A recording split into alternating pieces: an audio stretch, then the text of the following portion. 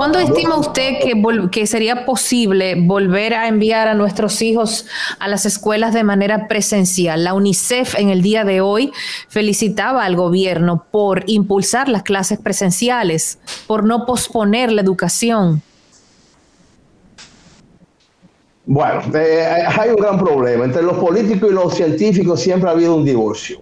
Eso en toda la parte del mundo siempre ha ocurrido así. Yo recuerdo una vez una anécdota en un país de esos de Europa del Este, que los técnicos del avión les decía a los políticos que iban ahí en los aviones, mira, no podemos arrancar porque hay una falla técnica.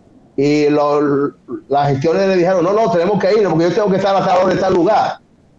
Y obviamente, como fue una orden que se dio, el avión arrancó y ustedes busquen en los periódicos y ya saben lo que pasó, ¿verdad? Es decir, siempre hay un divorcio entre la voluntad política y lo que es las recomendaciones de los científicos. Si hay una voluntad política para hacer las cosas, que se haga. Pero sabemos que las consecuencias, no podemos ignorar las consecuencias.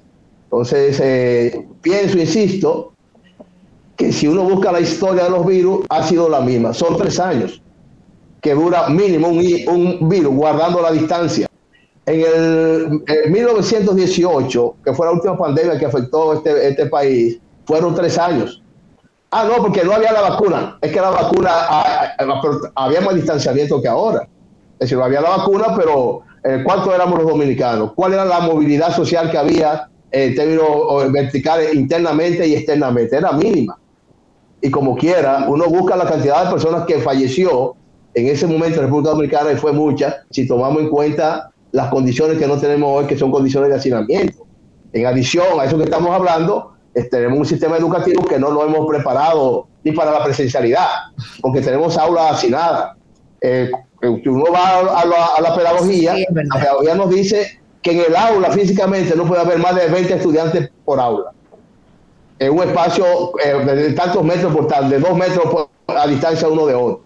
Eso lo dice la pedagogía hace muchísimo tiempo. Sí, pero eso en las escuelas públicas no se cumple. Pero ¿y en qué lugar hay 20 estudiantes por aula? Me pregunto yo. Ni en las privadas, creo. Yo tengo más de 30 y yo nunca he dado con más de 20 estudiantes por aula en ninguna de las sesiones que hemos tenido. Entonces, queremos reglas para una cosa y para otra no. Vamos a la presencialidad, pero vamos entonces a poner los 20 estudiantes por aula. Vamos a crear condiciones de higiene. ¿Y qué tan preparado está el sistema educativo para la virtualidad? Porque llevamos 2 años de un atraso cognitivo inmenso. Yo mira, bueno, 2 años no, llevamos más realmente. Yo me voy a atrever a opinar sobre el tema un poco. Yo soy de los que creo que ya no se puede retrasar más el tema educativo y todo este retraso del que tú hablas, Miralba. Pero yo creo que ese mismo tiempo lo hemos tenido para poder invertir en implementar protocolos efectivos y la supervisión de esos protocolos. Exactamente. O sea que si ahora mismo estamos discutiendo el regreso a las aulas y de repente nos encontramos con que no tenemos un sistema de supervisión de los protocolos o protocolos establecidos, hemos fallado 2 veces preparadas, o si un aula que tiene 45 alumnos, no nos hemos dado cuenta 2 años después de que habría que dividir esas 2 tandas y quizá buscar un profesor más para poder dividir tal, o decir, bueno, pues en esta aula que no tiene suficiente ventilación no se puede dar clase, anular esa aula y pasar. Es que esto no empezó el antes de ayer, esto empezó hace 2 años, ¿ok? Y tuvimos 1 año entero de educación a distancia en el sistema público y los sistemas privados. Y yo puedo entender, porque aquí hay un tema netamente económico también, igual que lo hay en otro país cualquiera. Yo puedo entender que, claro, los padres a nosotros nos vendieron que la educación virtual en las universidades y en los colegios privados iba a funcionar, porque la tecnología, porque no sé qué tal, y nos convencieron. Y todos los papás hemos pagado la misma matrícula y la misma tarifa. Solo que 1 año después, todos estos papás nos hemos dado cuenta de que eso no funciona igual. Que hemos pagado lo mismo que por la educación presencial y resulta que nuestros hijos no están igual preparados, los profesores no supieron acoplarse a eso y lo que hemos gastado, igual que si fuese presencial, no ha rendido los frutos de esa presidencialidad, o sea, de esa presencialidad, pero de forma virtual. O sea, nos engañaron, pero tuvimos que pagar. Entonces, un segundo año, de esta misma manera, los papás no son estúpidos. Entonces, ¿qué defienden las instituciones privadas, universidades y colegios privadas? Bueno, ok, si yo le vendo a los papás ahora el tema de que tienen que volver a la virtualidad, me van a mandar para el carajo, no se me matriculan, no tengo cómo recibir dinero y se me cae mi negocio. Entonces yo entiendo que todas las instituciones privadas aboguen por el regreso a las clases, ¿entiendes?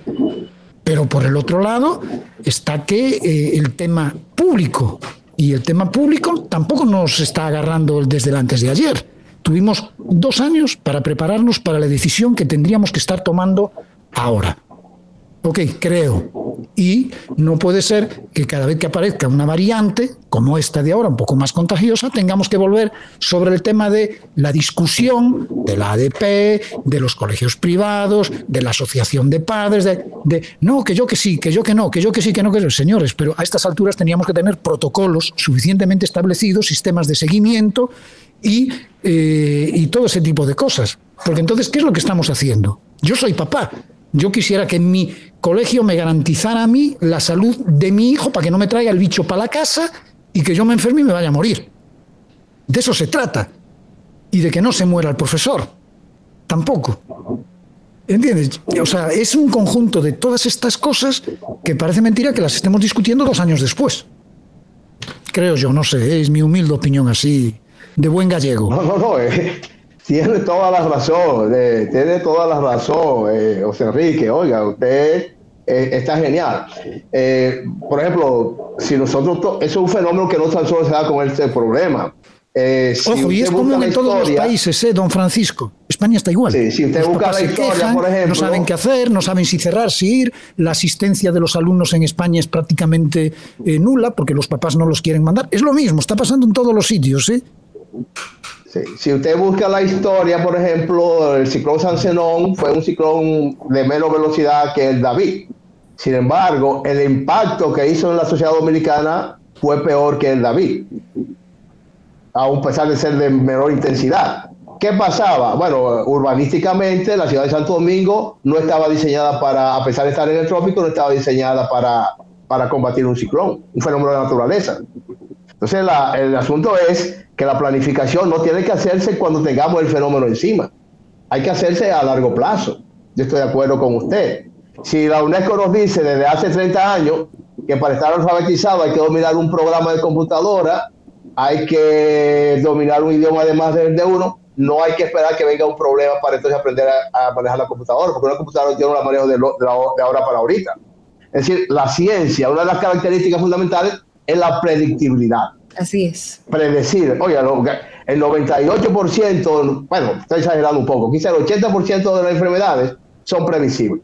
Ahora, hay un componente social porque prever, que es más barato que remediar, así realmente a corto plazo sale más caro. Entonces nadie quiere invertir en eso. Prever es más barato que remediar. Eso es así. Prever es más barato que remediar. Totalmente. Entonces, si queremos en esta parte, pero se nos va la situación de la mano, ¿dónde están los hospitales para enfrentar entonces? ¿Dónde están los medicamentos para resolver los problemas de salud que tenemos?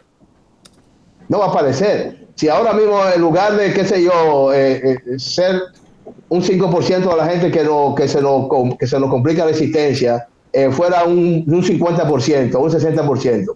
¿Dónde estarán las clínicas, los médicos, los hospitales, los medicamentos para resolver ese problema? No estamos preparados para eso tampoco.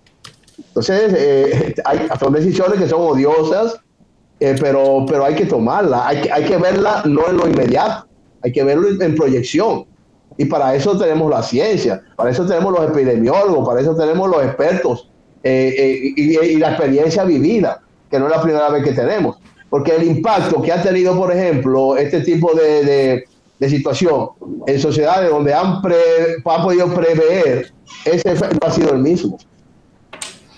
No voy a mencionar a ninguna porque todo eso todo el mundo los conoce, donde allá ha habido una tradición. En Japón, por decir en Japón, desde hace miles de años, a la gente que le da una gripe sale con mascarilla a la calle. Así es. Hace 40 años yo vi un programa de eso de televisivo, de un productor de televisión que estaba asombrado porque iba caminando por la puerta y veía a todo el mundo con mascarilla, y no era coronavirus, era simplemente una época de gripe. Porque hay una cultura milenaria de que ya conozcan, ya han interactuado con esa y han aprendido de esa experiencia. Entonces, andar con mascarilla, a nosotros nos resulta extraño, pero a los japoneses no es nada extraño. Hace muchísimo tiempo que ellos lo están haciendo. Escupir en la calle, algo tan elemental, quizás para un japonés no se le ocurre, pero hay culturas en donde eso es algo normal. Aprender entonces esas normas de higiene y esas medidas de precaución, de distanciamiento, eso tiene su tiempo, y mientras tanto lo que hay que evitar es que el sistema colapse, porque si el sistema de salud colapsa, no hay educación posible, con niños enfermos, con profesores enfermos, con médicos enfermos. Yo no creo que el sistema social no funcione, ni la economía va a funcionar tampoco. Entonces hay que evaluar eso. Le agradecemos muchísimo sus opiniones, profesor. Estamos ya al cierre de nuestro programa, cerca de las 3 de la tarde por el día de hoy. Amigos, hemos conversado con el filósofo, sociólogo y educador Francisco Acosta, quien se une y ha explicado aquí detalladamente el porqué de su postura, que advierte los riesgos de contagio que experimentarían los alumnos al volver a clases presenciales debido a una nueva ola del COVID. Profesor, nuevamente muchísimas gracias y un placer tenerlo en este espacio. Gracias a ustedes por la invitación. Estamos para servirle y lamentamos que sean estas condiciones para hablar de temas tan difíciles, porque son difíciles para tomar decisión, ¿verdad? Así es, son temas difíciles.